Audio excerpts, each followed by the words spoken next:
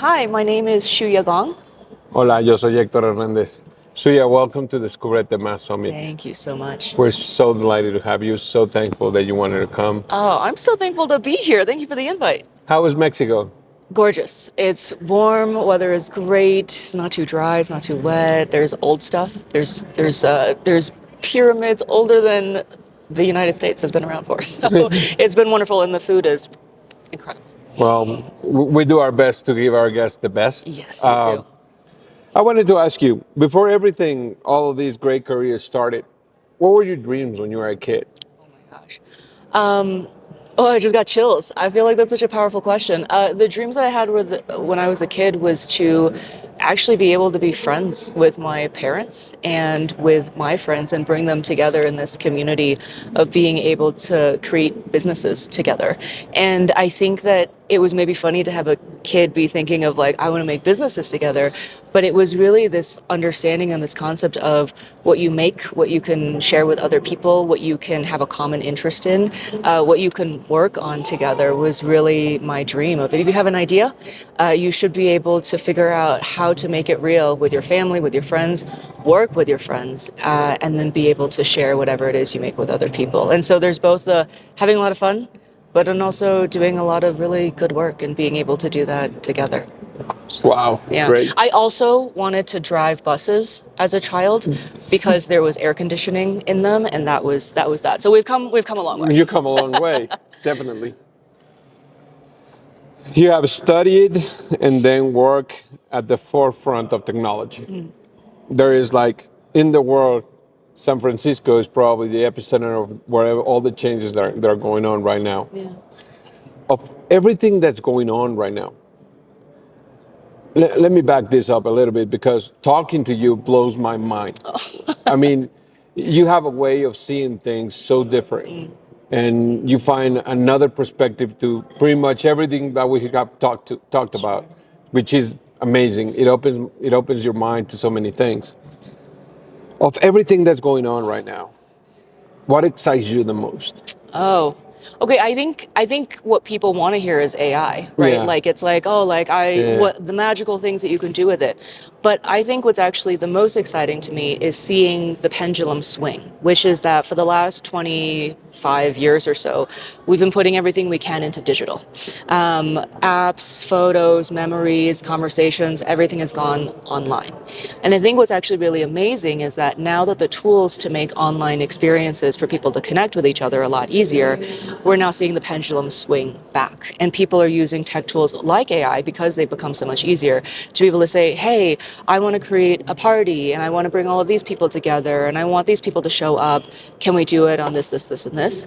Invite goes out, calendars get synced, people show up, catering is easy, t-shirts are made, and all of this has made the barrier of how to get people to gather together in person and do things in person again a lot lower. So actually the most exciting thing to me is the tech has gotten so good. It's swung so far the last 25 years about putting things into digital. And now we're seeing it all come back out. And so everything that we had put into the internet and being chronically online, I think we're starting to see, especially in San Francisco, people wanting to come back out of the internet And meet up. more meet up in person. But then when they're meeting up in person, we start talking about and discussing, oh, there's this new chapter of technology that's available. There's AI tools that are so fast you can't even imagine. There are biotech that are curing cancers, that are healing childhood diseases. You talk about the potential of the new worlds that can be built again. And I think that that's what it takes is people go inside, make a lot of things, put out cool tech. People come outside, get together again, and then figure out what to do with it. I think that that is actually the most exciting thing for me is there are new toys available and we're figuring out how to play with them in different ways. You touch a point that really, I think the whole world is watching. Health. Yeah. Do you think this AI revolution will make, I mean, not superhumans, but we're able to fight the long-term diseases Yeah. like, cancer, Alzheimer, Parkinson's, all of these long-term diseases. Do you think AI will break that barrier? I think it's definitely helpful towards breaking that barrier. I think ultimately it's still going to be the medical professionals and scientific researchers who figure it out.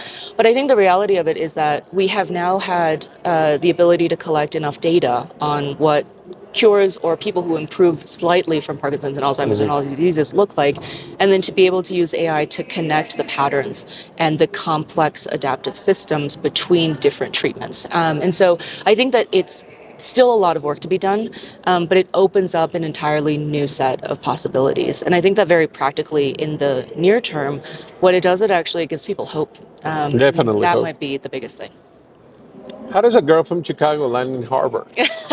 Okay, how does a girl from Beijing Well, you were land a in girl from Harvard? Beijing before that. Exactly. So I was in Beijing until I was about 5, and then I went to Chicago. I hadn't really thought about Harvard as a possibility. I think I looked at it and I was just like, oh, that's a movie school. Like people, it's not real. It's not a real thing. But I think what I knew I wanted to do was I wanted to make my parents proud. They moved to the country, to the States, and we're sort of like, we gave up everything we had in China for you to have new opportunities. And I think that that's what the United States does do well. It sort of gives you this ability to say, you want to do something, You go work for it. You work hard The enough. American dream. The American dream, you can go for it. And so I actually wasn't even considering Harvard until my very last year applying for colleges. And I had a college counselor who said, like, hey, you have the grades and you have the extracurriculars. You should do it. And then I think once she told me about that, I was like, okay, I have to. I'm doing it. And so it was a lot of late nights of figuring out how do I write my essay? How do I get my letters of recommendation? How do I put together something that makes me seem like I would belong there? And I think actually maybe the more interesting part of the story is that after getting in, it was really hard. I think that people sort of assume like you've got in, great, your life's going to be awesome. But the next 4 years were really difficult. It was hard to, right? It was, I mean, You're staying. college is hard, but it was difficult because you both had the academic rigor as well as all the kids who were from Boston, who were from, they were looking at Harvard like it was their state school. And they were like, oh, yeah. And I was looking at it like, wow, I can't believe I'm here. I need to be good enough to belong here, to stay here. But I think that what happens is you get better at doing harder and harder and harder things. And then eventually, so lucky to get to come back to Harvard and teach there, because I think that it helps me look at the students who are also there as a like, what am I doing here? I'm so surprised. I didn't expect to end up here, and create new kinds of educational experiences and ways of grading and ways of doing well that I think really allows them to be more creative necessarily than the type of structure that they might expect Harvard to have. That's amazing, and we don't want to spoil a lot. I mean, you're just about to go into your talk, Yeah. but at the end of every interaction we have with one of our guests, we always ask them the same question, because that's the heart of Descúbrete. Descúbrete in Spanish means two things. It means to take off whatever you're carrying, and the other meaning will be like to find yourself. So what would that mean to you? Descúbrete, what would it mean to you? I think this is nice. I think that to find yourself is to find your dream, to find what is it that you're going to wake up every day. Maybe you get paid. It would be nice to get paid. But even if not, you wake up and you want to pursue that, and you want to stay up late for it. You want to talk about it to anybody you can. You want to talk about it to strangers. You want to make this thing work. And then I think to take off is also similar, is you let go of the person that you used to be. Maybe one that didn't really believe that you deserved to live your dream, or you deserved to be the leader or the face of what it is that you're building.